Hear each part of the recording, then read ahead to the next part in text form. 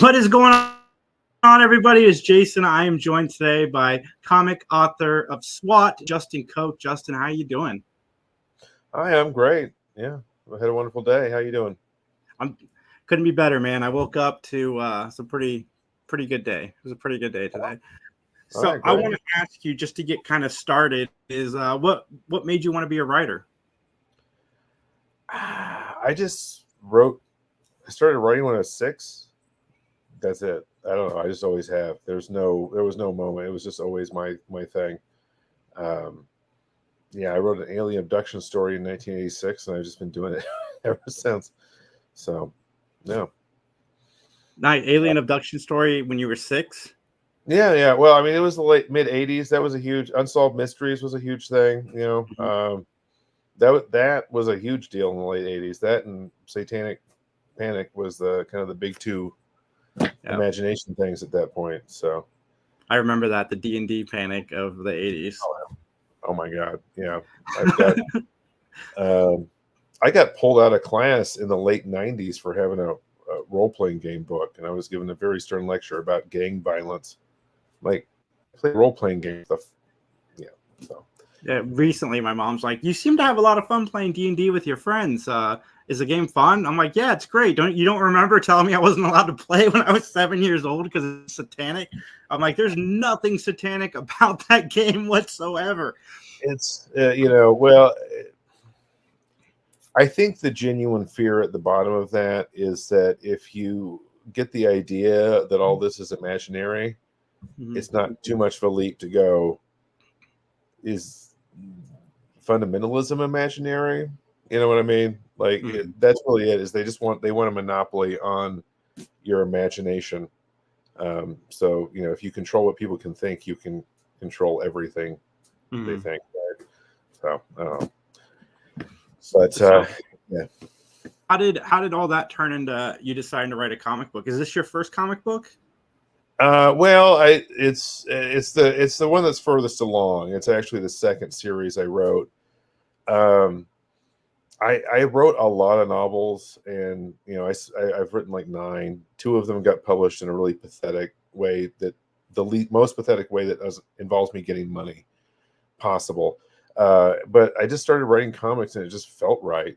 It was kind of like an explosion of like, this is where I need to be, what I'm good at. And so, yeah, I've just been doing that ever since, because the idea of writing a novel at this point is just like, oh my God. Seems so daunting. It's just, I mean, it's a lot of tedium, and no one gives a shit. Pardon my French, but comics just fit for me in a way that nothing had before. So, absolutely, that makes sense. Were you a big comic book reader growing up? I read a lot. I was a huge fan of Sandman. But the graphic novel section of the Walden books that I had access to at that point was about this big. So it was pretty much grocery store comics, the stuff that was on those wire racks at that point. I mean, I'd say Sandman was huge. I had like my own little hand-drawn comic in high school, but I can't draw, right? So like, it was awful. It was sub-stick figure level. But Sandman for a long time. I didn't really rediscover it until pretty recently, honestly. It's daunting, right? Like, superhero stuff is daunting. There's so many different, you need to read this, and you haven't read The Amazing Spider-Man 241. How can you possibly understand this? It feels very scary from the outside. So I mostly kind of been in the indie comic zone of late. But Watchmen, obviously, Kingdom Come, all kinds. I was sort of tangentially involved for a long time, but it's been the last few years I've really gotten into it. Dude, I completely relate to it's daunting. Like, I wanted to get back into reading X comics, so I went to the comic book store, and there's like a huge wall of X-Men comics, and they're all over the place, and I have no idea where to start, because no rhyme or reason. Like, back in the day, you had numbered sequence, and you could just follow the numbers, and you were good to go. Now ever since I think the death of Superman, they started like really weaving in and out of different books and stuff. And Yeah, it's gotten even more convoluted in some ways with the superhero stuff that it's hard to know where to go and what to pick up. And yeah, it really is. I mean, and also they just like I feel like there's resets. I this is like me repeating stuff I kind of read from IO9 5 years ago or whatever, but it's just like they're constantly just resets of the mythology, and it's just so complicated. And I really, I mean, I feel like it's basically just if you were like an ancient Greek, I feel like Hercules would probably feel a lot like Marvel Comics or DC, right? Like it's the same dynamic. So I find it absolutely fascinating, but I'm also just terrified. I don't know how to start. I just don't know how to break into it. It's almost I've maybe made it into a bigger deal than it really is when I compare it directly to Greek mythology. But I mean, I really do think it's probably about the same. Yeah, But I just got the Marvel Unlimited app, and I just started with X-Men #1 because at least the story is in order, and I can follow it from there. But no, I've been reading a lot of independent comics as well. So tell me about Swat and how you came up with the idea. Well, honestly, basically,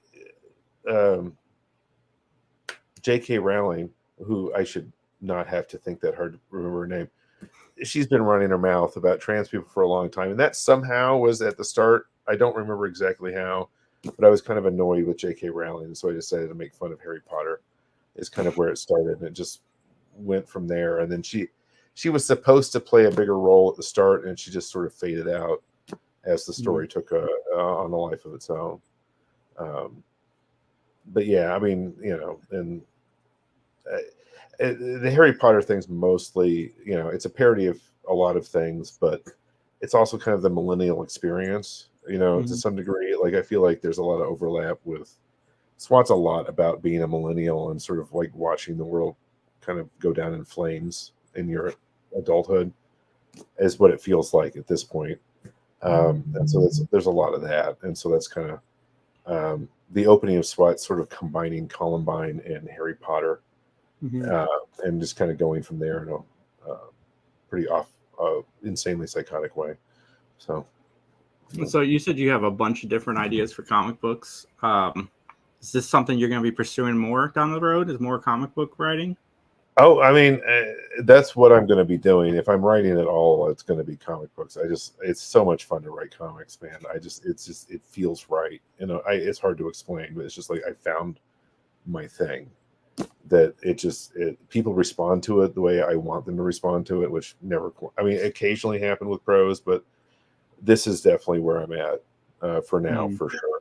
But yeah, the issue is I've got so many things, man. Like I could be writing 10 different series right now if I wanted to.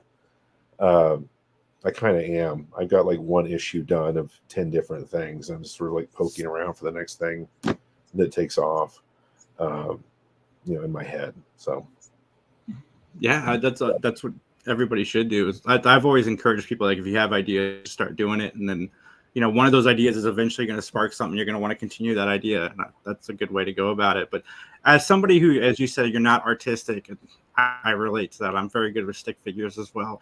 Is it daunting to sit down and try to find somebody to do the illustrations for the comic book? And how does that process work? Because, you have a vision in your head. Like, how do you and the artist work together to kind of make that vision come to life?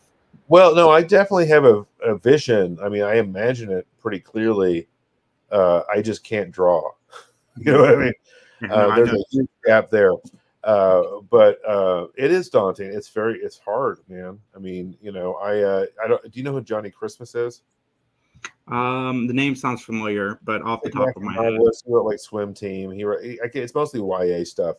But I was he was doing a talk at a book fest, and I asked him, how do you actually get artists to do anything on time? And he just went, I lie to them about the deadline so that they actually end up delivering when I wanted them to. That was his answer was, so it's been a struggle, I mean, it's hard. I had to fire one guy. I mean, basically, because it was just, it's like with artists, you can have their good work, they're on time, and they're fun to work with. Pick two, right? that's kind of what, if you get two, you're doing okay. If you get one, you sometimes you get zero. Occasionally you get all three, and at that point you just stick with that artist for the rest of your life. I think is pretty much what it amounts to. But yeah, no, it's hard. It's definitely hard to interact or get people to do things. It's hard to get attention for. I mean, none of this is easy. You know, that's the cost of doing things that people actually want to do. None of it's going to be easy. You know. I imagine it's almost like a relationship, finding the right artist and having that kind of almost, you know, reading what each other wants to do with the story. Yeah, I mean, I mean, ideally, yeah. I mean, for sure, you want them to get you, and you want to get them, because that's how you're going to have art that matches with what you're trying to actually do. If you don't get each other, then what's there? Yeah, so yeah, you want that for sure. It can be hard to do, you know, in real life, but absolutely, you'd love to have, you know, like an artist that was your best friend. I think that'd probably be like some really great stuff, just because you were vibing so hard. But yeah, I mean, you're basically, as the writer, you're kind of just giving the artist creative prompts mostly, and then write dialogue. So you definitely need to have a level of vibe that pretty high level of being simpatico, I would think. Ideally. So you said your book it's What We Do in Shadows mixed with The Wire. That is an awesome combination. I mean, I really, it's hard. I can't tell you how much I believe in this in SWAT, because you think I was crazy, but it is just, I mean, it is, it's the greatest thing I've ever written. And it's everything. I mean, I am pouring myself out on the page. It's comedy, it's drama, it's everything. So I mean, I really believe in it, but you know, I like I said, it's hard for me to say how much I believe in it, but it really, yeah, I mean, it's kind of like What We Do in Shadows, but also The Wire. I mean, and there's a through line of tragedy, there's a through line of drama, but there's also, you know, it's also incredibly silly at times and ridiculous, and it is unhinged. I love being unhinged. That's what I love about comics, is that you can just be, the weirder you are, the great. That's better. No one's being like, that's not realistic. No, be ridiculous. Go do that stupid thing, right? Like have a race with robots whose heads is cathode ray TVs. No one's going to ask any questions about how that happened. Just go, you know, or what have you, you know. On my podcast, the guys are really into animation, and it's so true with the writing and comic books and animation. Everything costs the same too. Like it costs the same to draw a vision. It's not like television and TV where you need to have a budget to make this crazy thing come to life. But with, you know, comic books, you can make pretty much whatever you want to make on the pages. And that's yeah. The challenge is sometimes, I mean, with my first series, not SWAT so much, but there's definitely been. Sorry. Hold on. Everybody, the links to the SWAT campaign is down below. Just type in your email, you get on the waiting list, and you'll be notified as soon as it goes live. Please, yeah, definitely support independent comics. Yeah, it would be extremely helpful, guys. I mean, it's just a sign up, but we need to. It's been hard to get the needle going on that. You know, there's so many people trying to do so many things that it's hard to get attention. So I would always appreciate it, even if you don't buy anything. But you should buy it. It's but where were we? Yeah, I mean, one of the challenges with my first series, what I would do is I just overloaded the page, right? And the artist would just come back and be like, we're going to have to cut this in half. And they were completely right, you know. So one of the challenges kind of like learning to see it from the artist's perspective and being like, how much space is the artist going to need to do this? And then there's also the timing of the jokes and all that kind of thing. So, I mean, it's like what I love about comics, I think, is that it's so structured and yet it's so free, right? Like in some aspects, you're completely free to do whatever you want. but then you've got 21 pages to do it, and that's actually a lot of fun for me. I love having I love having a deadline, I guess. I guess if that's weird, most art writers would be horrified by that, but it's like that's part of the challenge is getting it done in 21 or 22 pages in a way that so anyway, but yeah. When you decide to do the campaign for SWAT for issue 1, how far down the road do you map? Like, okay, this is the book I'm going to focus on right now. So how far do you map ahead? I've written 36 issues. It's done. Oh, okay. I've done. Awesome. I've actually started writing the sequel. I'm definitely a pantser, though. Like, I have some sort of vague concept of something down the line, but like the first 3 endings end up getting chucked as something better comes along. So sometimes what I love is feeling like the characters are taking control of the story and that I'm just sort of there, right? If they're doing stuff I didn't want them to do, that's awesome, because it means they've kind of taken up a life in my head where there's enough there for them to do things that I didn't want them to do. That sounds schizophrenic, but that's kind of what it is,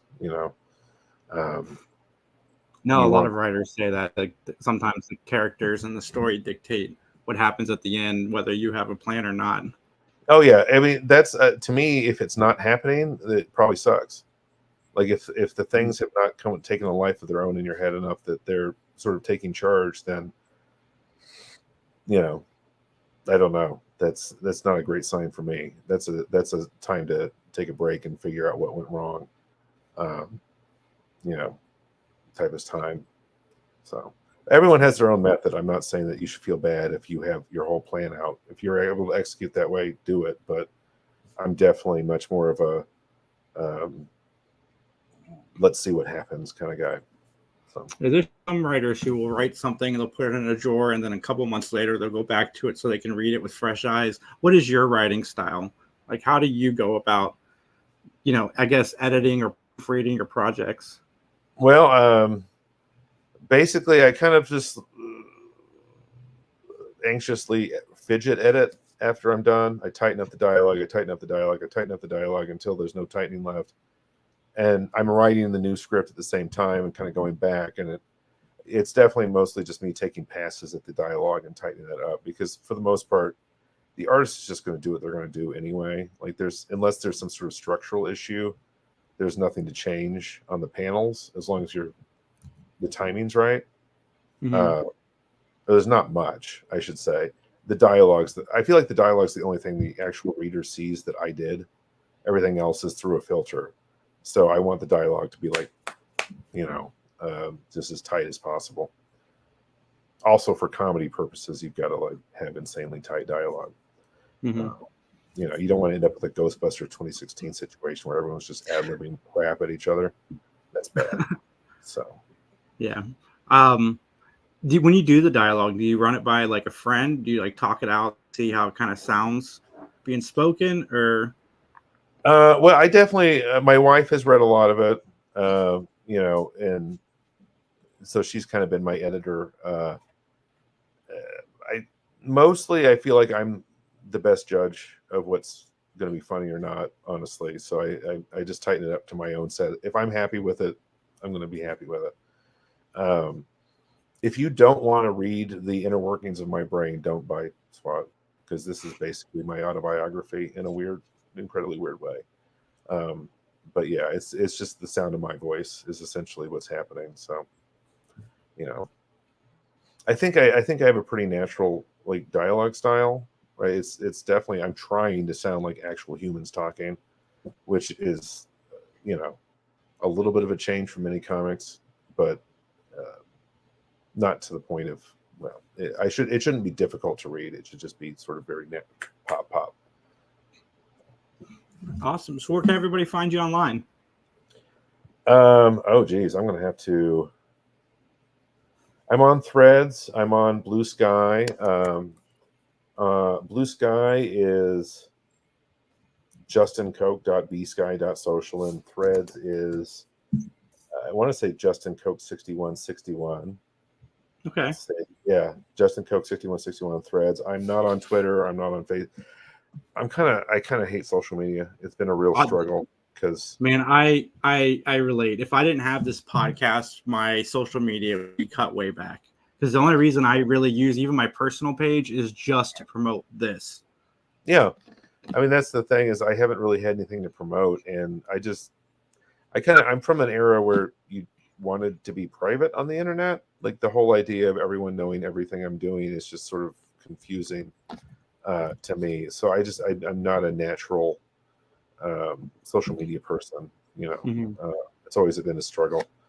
So that's been one of the harder parts of like trying to promote this, is because I just have no base at all to do it, because I just get in arguments with idiots. That's my internet hobby, is getting in arguments.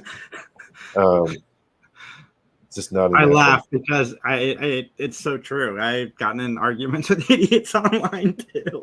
It's really kind of the only thing left on social media. I feel like it's the arguments with people, which is not healthy or productive. So I've been trying to trim back. It's all right. I'll promote your book for you, so no problem at all. Reach out to me when it hits. I'm definitely gonna follow the campaign on Zoop. Guys, check down below. Again, the link is in the description of this video. And thank you so much, Justin, for joining me. This has been fun. I hope to see you again in the future. Thank you. I'd love to come back. Everybody, please like, comment, subscribe. We'll talk to you soon. Bye.